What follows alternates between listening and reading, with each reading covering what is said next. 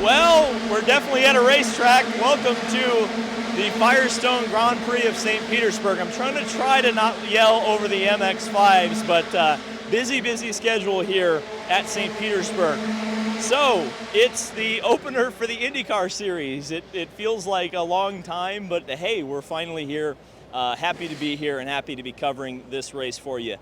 Got some interviews coming later in this video, but first let's take a look at the results of first practice today. Only one session run today, and this is how they lined up. Scott Dixon will lead the first practice session in IndyCar this season. It sounds like he put on new tires to put on that particular run, so we'll have to see if that ends up playing out. Colton Herta in second, the 2021 winner of the event. Alex Palou, who is still on form with Chip Ganassi Racing, the winner at Laguna Seca. Kyle Kirkwood, who to me is the most impressive driver, kind of standout driver, who was not so impressive last year with AJ Foyt, but he's back home at Andretti Autosport, and he takes fourth. I think he's my early pick to win. Simon Pagenaud in P5, quiet, but we know Pagenaud's really good on these street circuits. Rinus VeeKay was fast here and won a race last year. Look at him in sixth place. David Malukas in seventh place. He was a guy who came on very strongly at the end of last year. Will Power, the IndyCar champion, in eighth. Marcus Armstrong, who's my pick for Rookie of the Year, despite the fact that he's not going to run the whole season, in ninth. Defending champion Scott McLaughlin, at least of this event, is in 10th. Pato Award in 11th, Callum Ilott in 12th, questioning why he was in the press conference later today, but I think most of us have very high expectations for Callum. Marcus Ericsson, the Indy 500 champion, in 13th. Romain Grosjean in 14th. He's been fast here in the past, but at least for right now, not very good. Felix Rosenqvist in 15th. I think he's going to have a breakout year. Devlin DeFrancesco, last of the Andretti Autosport cars, and looking a little bit like James Hinchcliffe. Jack Harvey in 17th, Helio Castroneves in 18th, Augustine Canapino in 19th, a very good result for him in his first official IndyCar session. Santino Ferrucci for AJ Foyt in 20th, Alexander Rossi in 21st, Joseph Newgarden touched the wall a little bit in 22nd, Connor Daly in 23rd, Stingray Robb, great name, in 24th. Christian Lundgaard also got the wall in 25th. Graham Rahal in 26th after spinning and touching the wall. And Benjamin Peterson had a tough session for AJ Foyt. So we got some interviews today. First, let's talk to Connor Daly. I asked him a little bit about the Daytona 500 and talked to him about his expectations for this year. I mean, honestly, looking back at it, it's really cool how many people actually watch. Like, I think that was the most impressive thing is, like, so many people have come up to me and said, like, good job, which for me, I'm like, well, I thought it was tough. You know what I mean? I was like, a good job is like, you know, competing for a win, right? But, like, it was hard to do that. And, again, it's something that not a lot of us from this arena have done. So, and also, honestly, you really had to check your ego at the door, too. So, like, it was a big ego check because, you know, we were at the back, so it was tough, but it was fun. You know, the money team to be a part of it's a small family operation. They're great people there, and the NASCAR Cup Series has advanced so far. Like I almost compare it to like very Formula One-esque style of, you know, preparation and high-level team activities, also a ton of money being spent. Even though everyone thinks that car brings them into a smaller window, well, guess what? You got to look for even smaller things to make you just a little bit better. So it was cool to be a part of. Something I'll never forget, but I would obviously love to do it again. Well, I think you probably earned the right to come back and hopefully in a better car. But let's talk a little bit about this season. I know at the end of last year, you and I talked a little bit, and you were not too pleased with where you guys were. You were looking forward to testing. How did that testing go, and do you feel like you made some gains on it? You know what's funny is, like, if we didn't have like 5 DNFs to like finish the season, which is like kind of weird to look back on, because we had finished every race and we had been, you know, okay in some places. Like we would have been in the top 15 in the championship, which is like, you know, it's not where you want to be, but like it would have been my best championship year for sure. So we just got to eliminate small things, and I think the testing in Sebring was catastrophically more better than what we did in Palm Springs. For some reason at Palm Springs, nothing was really kind of ticking the boxes for us, but Sebring was a really, really powerful day for us.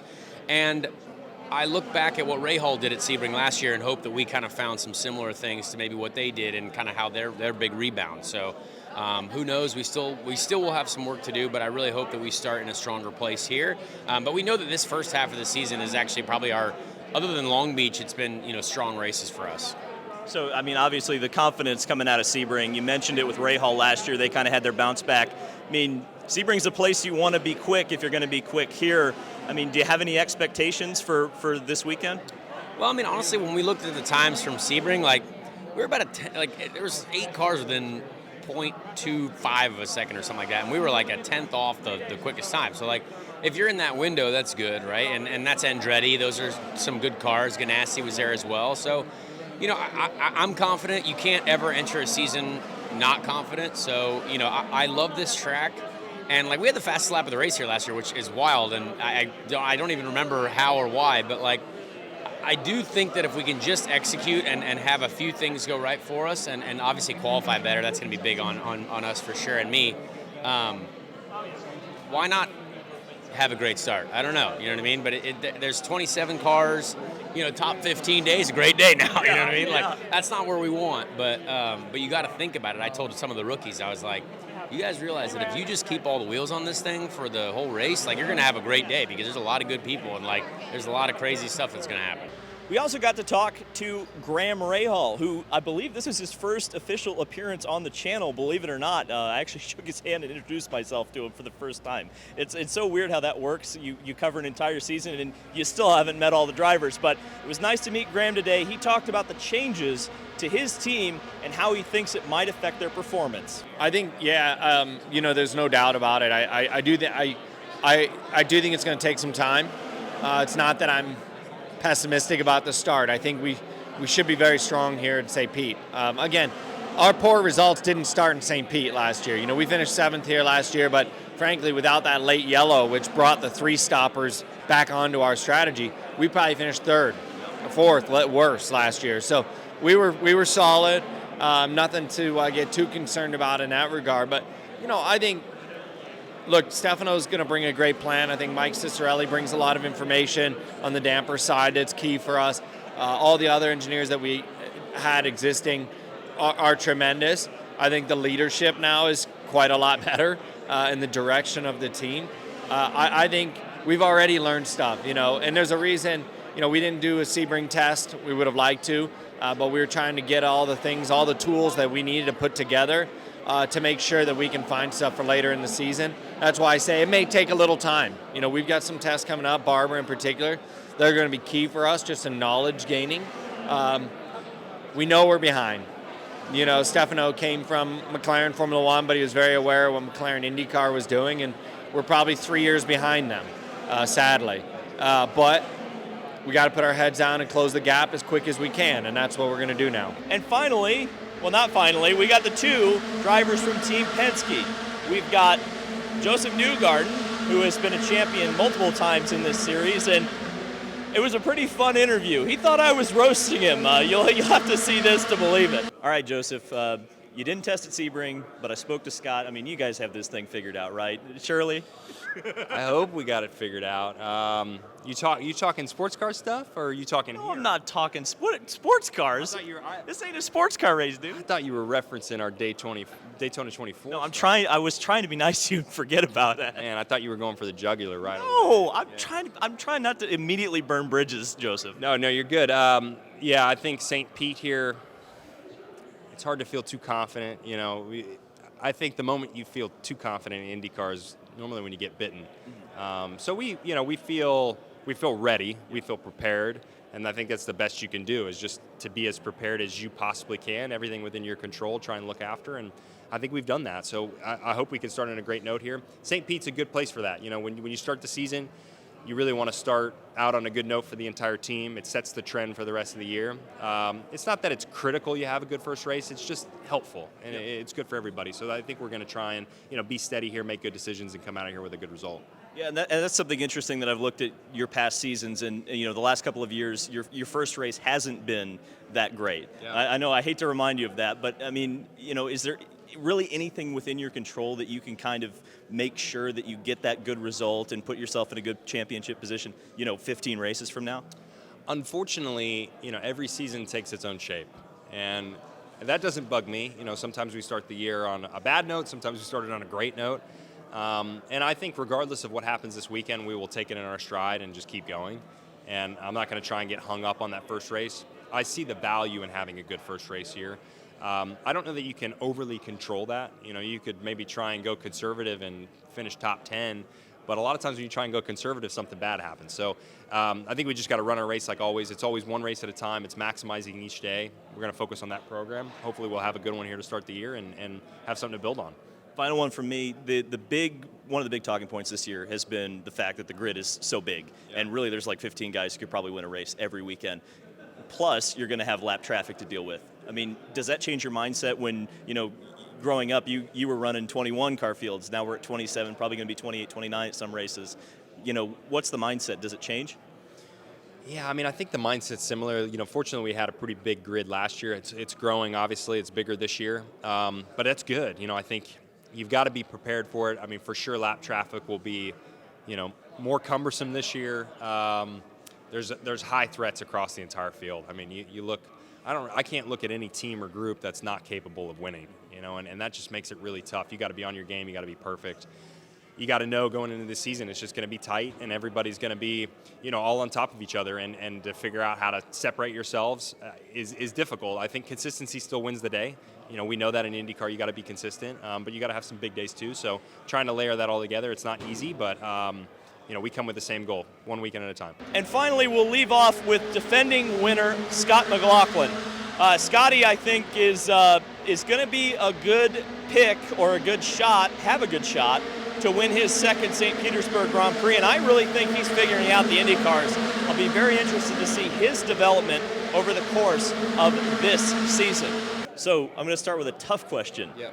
Did you bring the Pikachu suit back? No. That thing's still in Australia, I think. It's just in a sweaty mess. Yeah. I was hoping it would appear on the bus, bros. So you'll have to surprise us with better costumes. Yeah. So, okay, the serious question is, you're the defending winner of this event. You really had a coming out party last year in IndyCar. It looked like you really figured this thing out. Yeah. Can you make a championship run this year? I think there's no reason why we can't, but at the same time, it's just going to take a lot of hard work. I'm feeling good. I feel like I can be a contender, but there's not much we have to do different. I felt like our pace was good enough to win the championship. It was just like the middle of the season lull we had killed us. So if we can eliminate that, we'll be okay.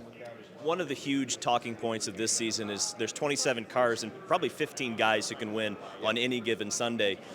Is that something you consider or take into consideration, just how many competitive cars there are? And then there's going to be traffic as well. Yeah, I think that's hard to predict, like how everything's going to be each weekend. You don't know. So I don't know. I just take it as it comes. You worry about yourself, and then hopefully the rest takes care of it itself. I'm feeling really good where I am with my engineer and my mechanic group and whatnot. There's no reason why we can't be fast again, but it just depends on, Andretti or Ganassi might come out and just be really, really fast. You just don't know. So that's why we love IndyCar. So when you look at testing, you got a couple of days of thermal. Did you go to Sebring? I don't remember. No. Okay, so you got a couple of days of thermal. Yeah. Do you feel like that got you ready for the season, or did you want more? You always want more, but I think we're in a good spot with our street course car that we probably didn't need to go to Sebring because we understand it really well. Yeah, it would be nice to have track, but we're saving our cookies for later on in the season to use later on. So it was a bit of a strategic decision from our team, but ultimately I think we used our time at thermal really well over the 2 days, and I feel really comfortable going into this weekend. So, day one here at St. Petersburg is over. Stay tuned for tomorrow. We're going to have a look at some of the Firestone tires and the changes for next year, as well as interview drivers after qualifying and take a look at the starting grid. I'm looking forward to covering this event for you guys. Thank you guys so much for watching, and I'll see you in the next video.